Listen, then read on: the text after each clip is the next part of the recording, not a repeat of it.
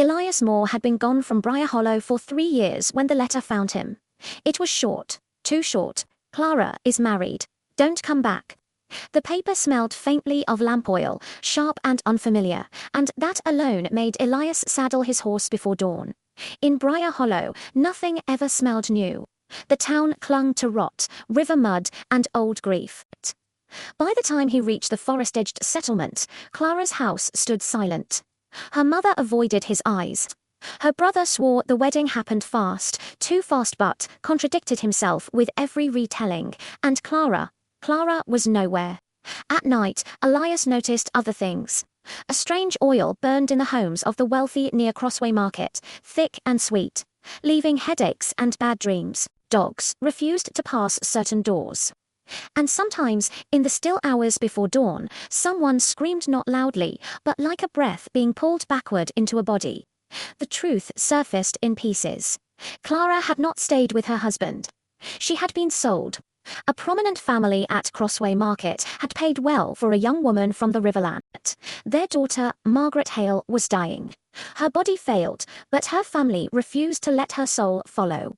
They had brought in a man known only as the Reverend Blackwood preacher by daylight, something far older by night. Blackwood did not heal. He exchanged. Elias broke into the Hale estate on a moonless night, guided by whispers only the desperate could hear. In the cellar, he found a ritual circle carved into stone, blackened by oil and blood. 2 bodies lay within it. One breathed weakly, dressed in silk. The other lay still, dressed in river-worn cotton. Clara's body, her soul had been torn loose and forced elsewhere, trapped, sold, displaced like livestock. Margaret Hale now walked the world in borrowed flesh, her laughter too sharp, her eyes wrong. When Elias confronted Blackwood, the preacher only smiled. "A soul is just breath," he said, "and breath can be moved." The fight was brief and brutal. Blackwood died choking on his own oil, but death did not undo the right. The damage was already done.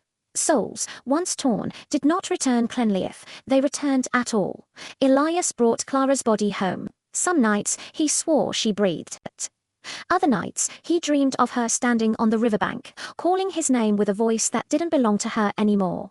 Margaret Hale lived. The Hales prospered. Crossway Market thrived. But Briar Hollow changed. People spoke softer. Lamps burned lower.